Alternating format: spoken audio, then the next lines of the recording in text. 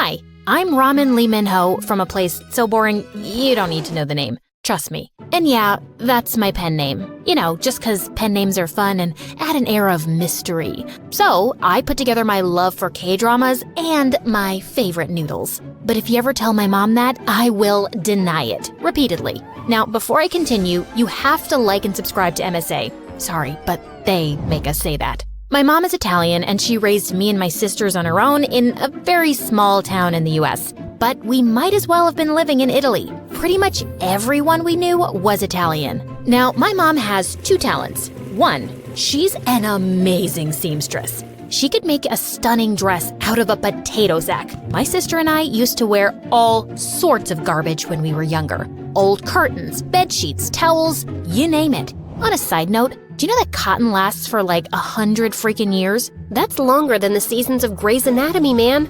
And I thought nothing could compete with that. Sorry, what was I saying? I always lose track, pardon me. Yeah, so two, my mom knows and remembers everything and everyone in town. And she likes to talk about it a lot. Like her mouth runs as fast as her hands. You know the Bartoli family, right? Their daughter ran away with the homeless-looking boy from the Rossi family. Now, after just a week, the boy sent her back home because she doesn't know how to make a pasta. What kind of girl doesn't know how to make a pasta? So now, man, she could just go on and on about these people, and I didn't give a rat's butt about it. But I indulged mom and heard all her gossip because I was her favorite, which is what makes me really unique. I'm the middle child, and I'm the favorite. Yeah, you heard me, an unheard of phenomenon, but you'll see why. My sister Bella is 2 years older than me, and it's not hard to see why she isn't the favorite. She's like the opposite of everything a firstborn is supposed to be.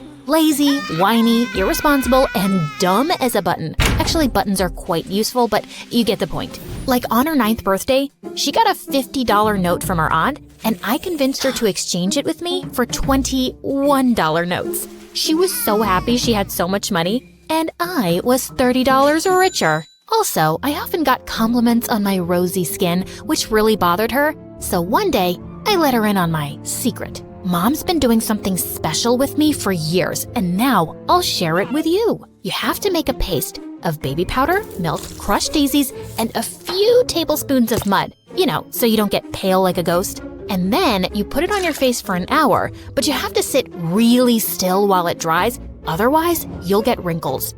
And oh, you can only do this between 4 to 5 in the afternoon because it's the golden hour. Works like magic. Worked out great. Because we were only allowed to watch TV for an hour between 4 and 5 p.m. And now I had it all to myself. This went on for a month till Bella ended up with acne. And mom found out what she'd been doing. My younger sister June came 2 years after me. And well, she's just a sweetheart. She could have been the favorite, but our jerk dad left right after she was born, and I think it just wasn't a good time for mom to bond with the baby. But I adore June. She's just easy to love, and she worships me. Like, I think she'd kiss my feet if I asked her to. I mean, I would never do that, of course. Only the occasional foot rub. That's not an abuse of older sibling power, right? I guess I'm the smartest of my sisters. And it's not me saying it. My teachers say it, mom says it, everyone says it. Look, this is a picture I colored when I was just 5. No, wait, 7? Okay, fine, 10. Just focus on the colors and not on my amazing nails, okay? But since you're wondering, June did the nail art. But what really got to Bella was when anyone said I was the prettiest. Like in 7th grade, mom had come to our school for our parent-teacher meeting, and she met with my class teacher last, who couldn't stop gushing about me. What a blessing to have a child like beep. Oh, the year I had Bella in my class, it was so hard. That's when I started my blood pressure medication. But this one, she's such a marvel. And a beauty on top of that. Now, I'm not saying the other two are ugly, but they look more like you, and beep is more on her dad's side of the family with those delicate features, a bit like Cinderella and her stepsisters. That made me so uncomfortable. Like, you know how the truth can sometimes do that, but why say it, man? And Bella just lost it. She flung a bottle of ink at my teacher. Oh my God, I ruined your clothes. Now, I'm not saying they were pretty to begin with, and you'd look like a sack of turnips no matter what, but I'm still sorry. Actually, they look less tacky now. Here's some more. Oh man, I laughed so hard, I peed a little. That was my fondest Bella memory ever. And yeah, there aren't many to choose from, but that one's pretty cool. Mom was really embarrassed though, and Bella got a reputation in town for being a little cray-cray. I honestly never cared that much about looks, but I understand why people are obsessed with being pretty. You get doors opened for you, someone will give you their place in a long line, offer to carry your stuff, or give up their umbrella for you and get soaked themselves. And sometimes you try to refuse, but people won't take no for an answer. Also, pretty people are almost seen as superhumans. I mean, think of some beautiful person, and then think about them burping or farting or pooping. You can't imagine it, right? Because how could someone that pretty do something so nasty and basic? No, they must poop litter. Like this one time in 9th grade, I was in an elevator in the bank when I felt this really big urge to fart. There was no stopping it, and I let it out quietly. But man, I stank the place up, and everyone glared at this poor big guy in the lift. No one even thought for a second that it could be me. I kind of felt bad, but how could I own up to that? So yeah, life was good in my little town, but my dreams were bigger than that. I wanted to see the world and maybe become a famous singer. Oh, did I mention yet that I have a great voice? Really won the genetic lottery, huh? Please don't hate me, y'all. I'd sing at every school event and even participate in local talent shows or sing at some restaurants. And any money I made, I put away in my piggy bank. I was saving up to go to LA one day to be a star. But things took a wild turn in 11th grade. One day at breakfast, Mom was going through the mail when she nearly choked. Oh Lord, my prayers have been answered. Which ones? You pray a lot, Mom. Like seriously, God must be tired of you asking for so many things all the time. Will you just listen? You know our distant family friends, the Ricci family. Those really rich people? They once came to town 10 years ago and we went on a picnic with them. And that Mrs. Ricci kept trying to get my mother's lasagna recipe from me. But I told her it was going to me with my grave. And then she tried to get to the point, Mom! All right! Anyway, they have a son who's a year older than Bella. And she wrote to me saying that she wants to come and see my girls. And hopefully choose one to get married to him. Isn't that amazing? Mom, this is America, and it's 2022. No teenager gets married. Oh my God, it's all I ever wanted. I've always wanted to be Mrs. Richie Rich. Yes, 100 times yes. Oh, it's like I'm Cinderella. I'll never have to work a day in my life again. You already never worked a day in your life, Bella. Look, Bella is almost 20. She barely passed school, she's useless around the house, and she'll never get a job. Also, people in town still think she's, unstable. Getting her married off to someone who isn't from around here is the best we can do. For us. Here. Now listen, the only problem in this plan is you. I don't want to have you around when they come over. They might choose you instead, and I don't want to ruin this chance for us. I mean, for Bella. Fine by me. The Ritchie family was coming over that weekend, so Mom sent me off to my aunt a day in advance, right to the other end of town. I was in for a relaxing weekend. Aunt's house was close to a lake, so the next afternoon, I was sitting by the water practicing my singing when I spotted a boy swimming. And oh, mother may I, his blonde hair shone in the sunlight and the water rippled smoothly over his strong arms. Wow. Now, don't think I'm boy crazy. I find most guys annoying, actually. And who knew? Maybe this one was annoying too. But who minds a little eye candy? It's the only candy that's good for you. But suddenly, he let out a sound I've only ever heard a cow make in labor. A jellyfish bit me! He passed out and started sinking. I swam like a graceful mermaid towards him. Man, he weighed a ton. I managed to drag him to the shore and checked his heartbeat. Yeah, he was gonna live. And up close, he did look kind of annoying. You know, those boys who are too pretty and think the universe revolves around them. Yeah, he was definitely giving off those vibes. I thought I'd wait around till he came out of his beauty nap, so I started singing one of my original songs. You wanna hear about this girl who makes jealous witches hurl? She had beauty, she had brains, there was talent in her veins. Not that everyone was dumb, but the town made her numb. What? Stay here forever, that made her feel bummed. She knew that there was more, so much more to her life than the gossip and the small talk, being a dumb man's dumb wife. It's not hard to see, the girl I'm talking about is me. So if you wanna hear the rest, pay up now, it's not for free. Suddenly, I felt something touch my foot. I'd almost forgotten the boy who was staring right up at me. Wow, you're a goddess, an angel. That voice? And you saved me, right? Yeah, but anyone would have done the same in my place. It's not special. Of course it's special. You saved my life. I think I'm in love with you. Aw, man. This boy was dumber than I'd thought.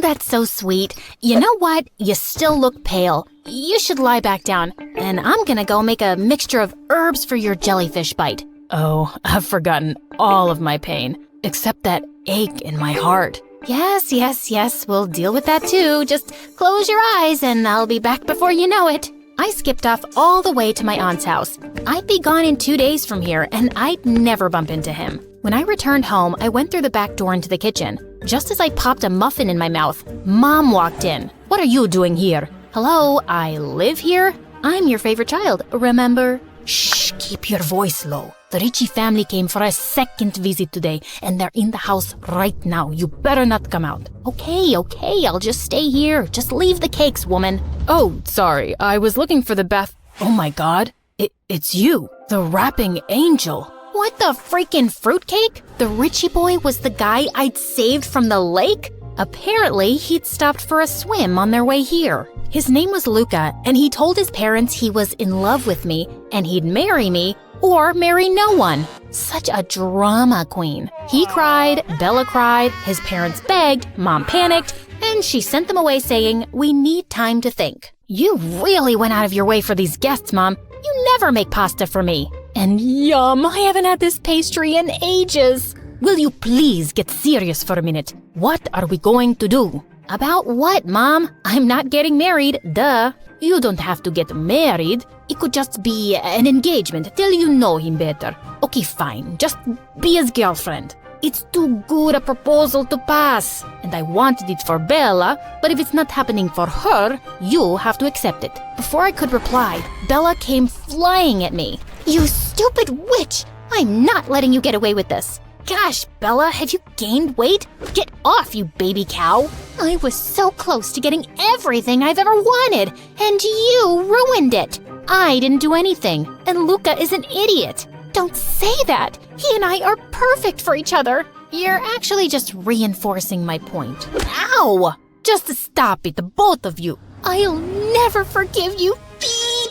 And I'll curse you every single day for the rest of my life. I wish that you gained stubborn fat on your thighs that never leaves you. Well, I won't bore you with the details of what happened after. You know those annoying people who say, long story short, and then tell you every detail and all the bonus scenes? Yeah, I hate that. Anyway, I turned down the proposal, the Ritchie family left, but Luca sent letters non-stop. Bella stopped talking to me, which was amazing, but Mom stopped talking to me too. And then a month later, she got really sick. I ended up using all my savings for her treatment, and somehow, she emotionally blackmailed me into agreeing to date Luca. See, with great favoritism comes great responsibility. Mom favored me all her life, and as her perfect child, I felt the responsibility to make her happy now. Really, it's not easy being me. Of course, Bella was furious, and after she gave all my clothes to the neighborhood dogs, she started muttering things under her breath whenever she saw me. Gosh, so immature. Thankfully, Luca lived very far away and we just talked on the phone. But he called so much that eventually I made June take his calls and say,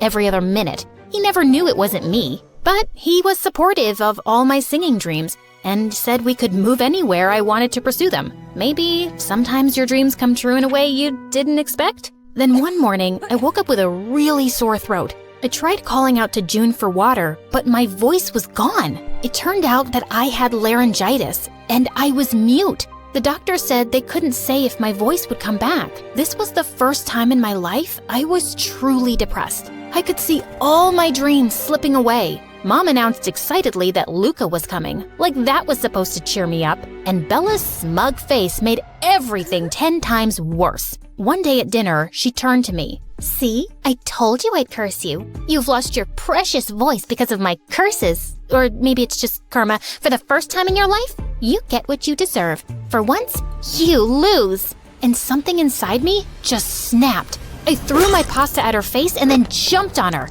It took June and Mom some serious effort to save her miserable butt. Later that night, I was crying angry tears in my room when June slipped in. "You know it's not Bella's curses, right?" "Of course I know. She's just unbearable. Why is she like this? Maybe because it's not easy to live in your shadow? She's always been told she's not as good as you. She's never even tried. Maybe because there isn't any point? You're pretty much perfect. How come you turned out so nice? It doesn't bother me that you're better. Also, being nice is easy. Being mean is hard. And it doesn't even feel good. Why are you writing things down? I have no idea." June had given me some food for thought. I guess it wasn't fun to always be compared to someone. And I guess I never made it easier for Bella either. Maybe I could start now. So when Luca arrived a few days later, I told him I was breaking up with him. He held my hands and looked really sad. "Ha, see? I see a smirk." Animator, please go back a little bit. Okay, Animator, you can continue. It's not that I don't care for you, babe, but yeah, I totally get it. You need your space. Maybe if you get your voice back, give me a call? I won't be doing that, but I think you should ask out Bella. Trust me, you guys are made for each other. Looks like he listened because when I went down later, Bella sprung on me like a python. "Oh, thank you, my amazing, lovely sister. I'll start a prayer circle for you tomorrow and you'll get your voice back in no time. You'll see. Now let's kiss and make up, but only in the air because I don't want to ruin my lipstick." Bella and Luca got married a month later and she left. And that is my favorite Bella memory, watching her leave. One evening, it was just me and June, and I was sipping tea when I spilled some on myself. Ow! June and I looked at each other in shock. I tried speaking a bit more, and I could. My voice wasn't totally normal yet, but it was coming back. We both started crying and dancing around for joy. My voice did recover completely, and I was able to sing again. But I felt a bit different. I felt more appreciative of the things I'd taken for granted. And June was wrong. Being nice was freaking hard. Much easier to be selfish. But I wanted to be nicer, and I really tried. A few months later on my birthday, Mom and June surprised me with a ticket to LA. The American Idol auditions are happening there next week, and you deserve this chance, love. I'd always waited for an opportunity like this, and now it was here. I was excited and scared. Good scared, though. Here I come, world. Also, in case you're wondering, this is not my real voice, obviously. They hired a professional voice actress to do the job. I can't do it. You know you can't be perfect at everything. Also, if you want a part 2 of me telling you what happened in LA, please comment Ramen Lee Min Ho, our amazing MSA character. Okay, thanks, bye!